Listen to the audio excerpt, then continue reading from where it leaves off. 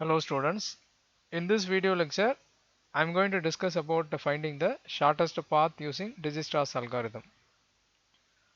In order to understand the problem, just take the sample graph which I have included here.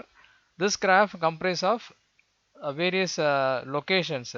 So each vertex represents a different location, and the connections, interconnections indicate the path. So I can move from one location to other location through different paths. So there are different paths available by which I can take a travel.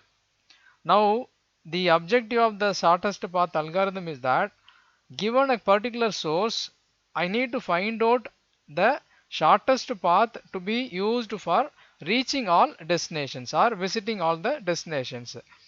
For example, assume that you are in New York and you need to attend meetings at different locations. For example, you have to attend meetings at all these locations, but you want to ensure that you take the shortest path to complete the traversal. So from New York, you need to visit every other location in the graph, but the overall distance has to be lowest. So that is what the objective of the algorithm we are going to discuss now, which is called the single source shortest path. So from a given source, you are asked to find out the path so that you can through which you can visit all the other vertices with the minimal distance or minimal cost or weight.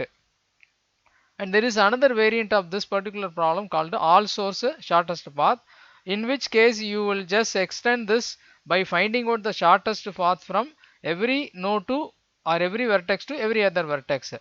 But right now we are only going to focus on a single shortest path. So we only need to find out a shortest path from a given source to all the other destinations,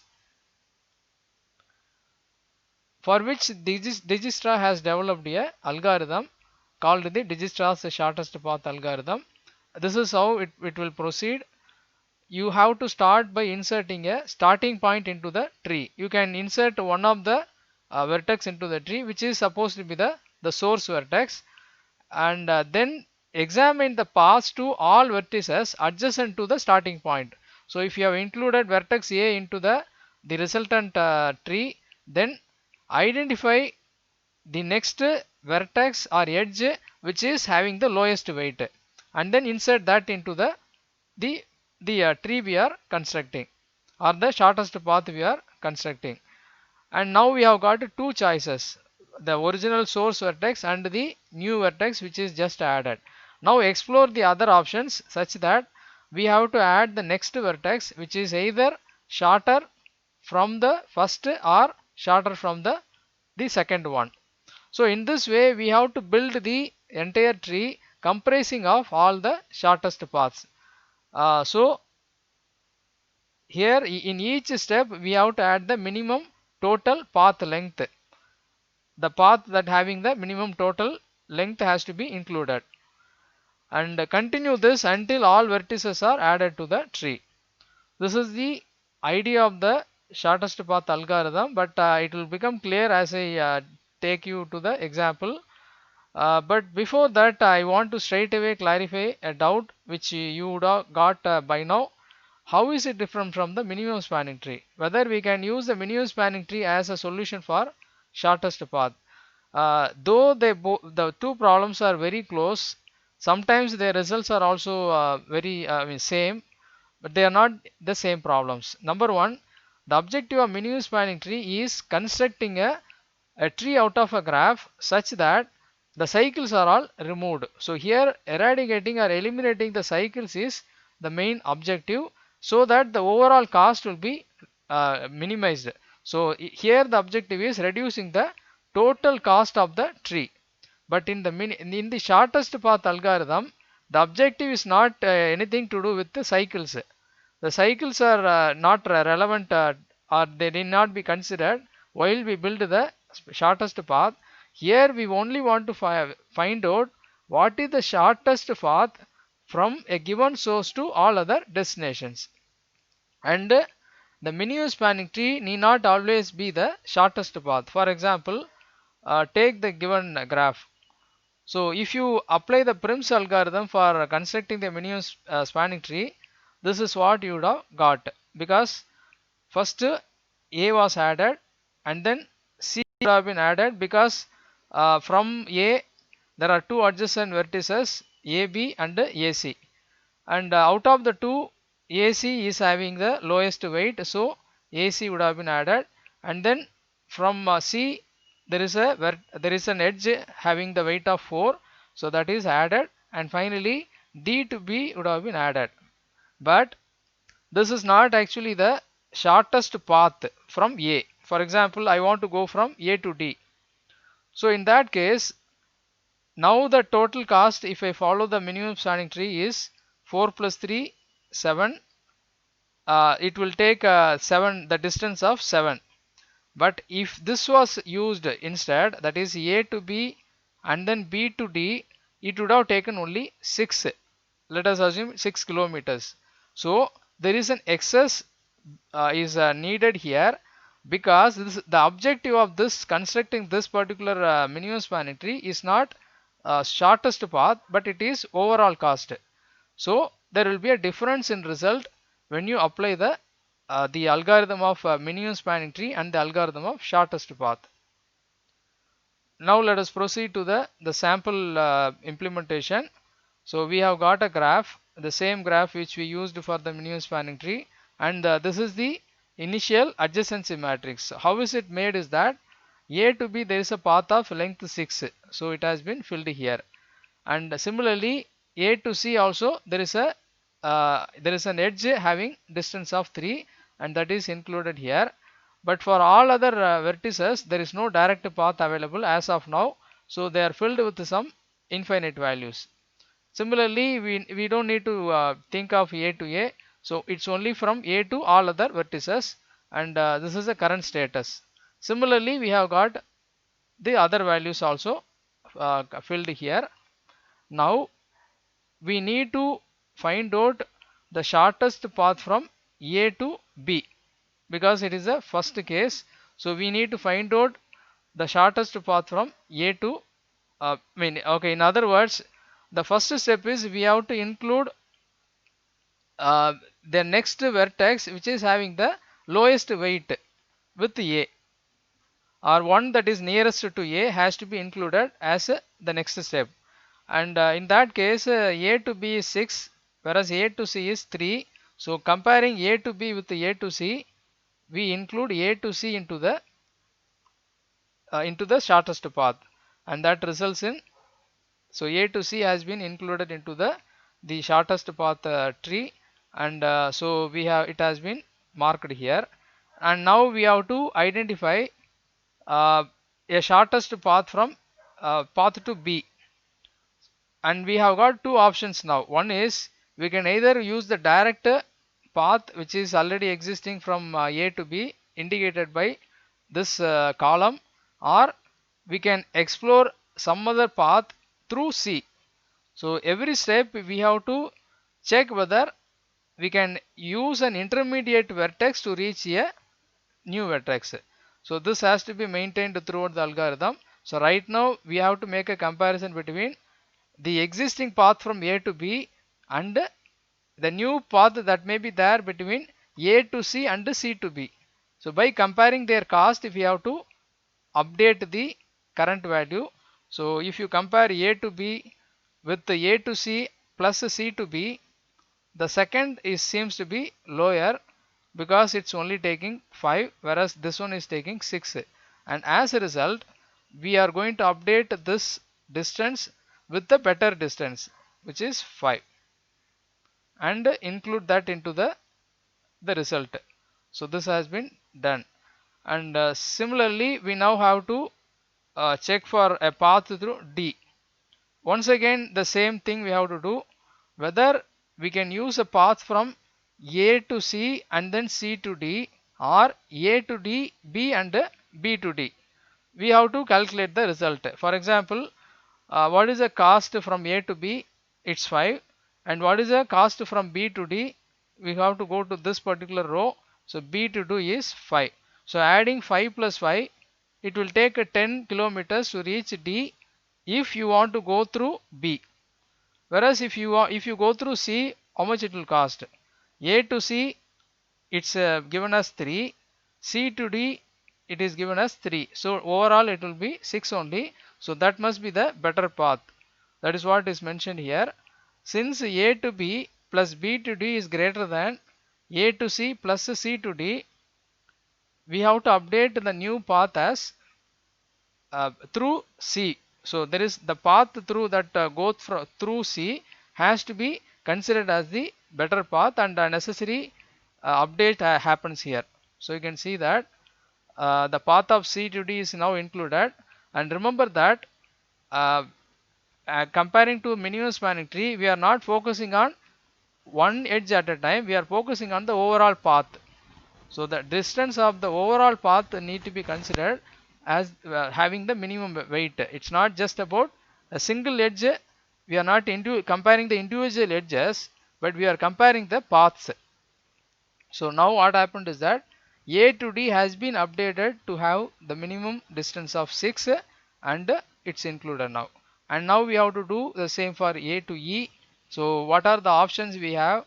We can either use, okay, and before that, uh, which are the edges that are vertices that are adjacent to E, C and D.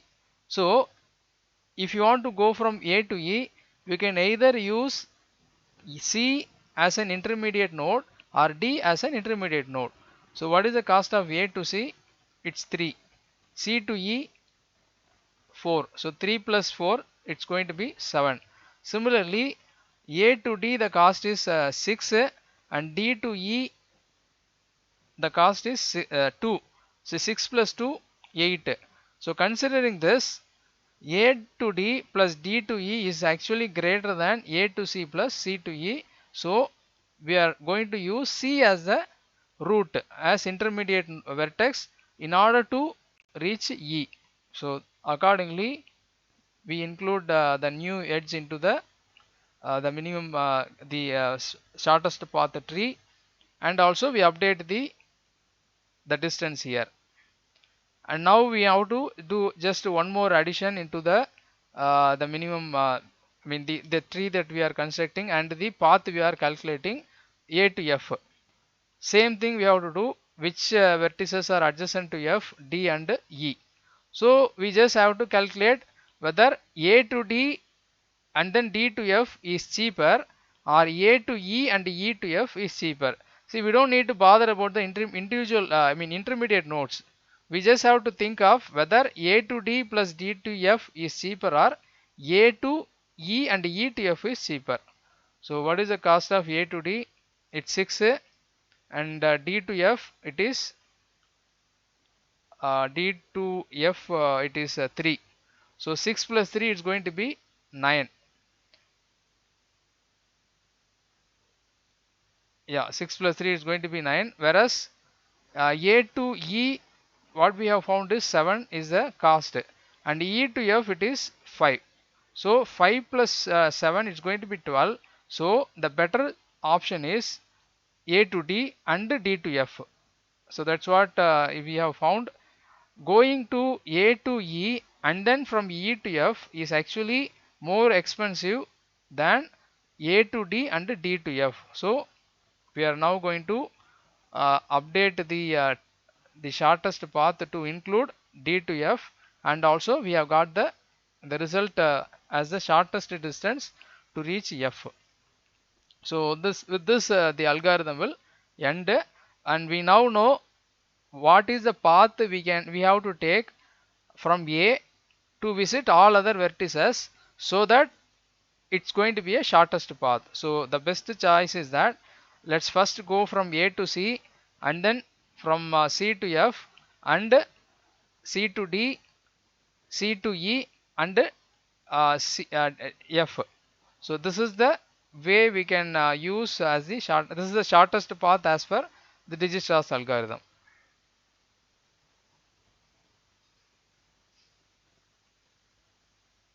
And you can also check that the shortest path is not exactly same as the minimum spanning tree. This was constructed using Prim's algorithm, and but this one is not is not exactly same.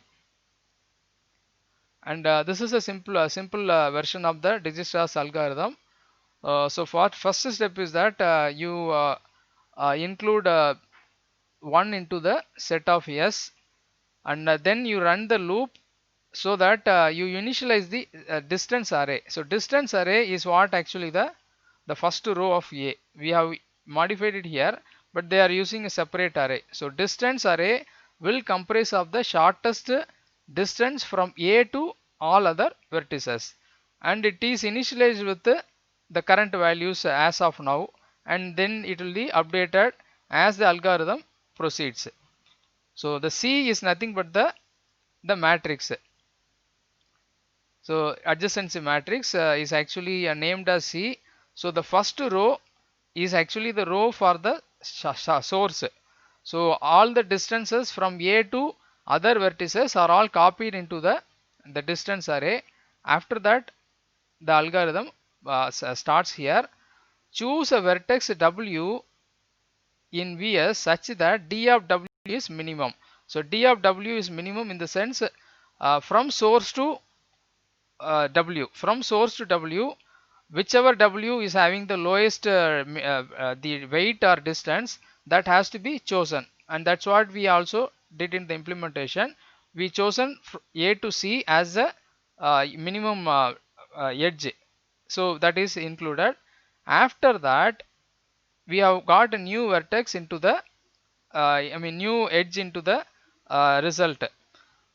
Now we need to check whether the existing path from D to V, which is another vertex, so which is the next vertex, whether going from D to V, A to V is minimum, or D to W, that is A to W plus W to V is cheaper. It's in other words, we here we have to check. For example, in the first step, after we included A to C, we wanted to find out the shortest path to B. For that, what we did was that we compared the path of the distance of A to B with the distance of A to C plus C to B, and we found out that A to C plus C to B is actually lower than A to B, and that is what is being done here.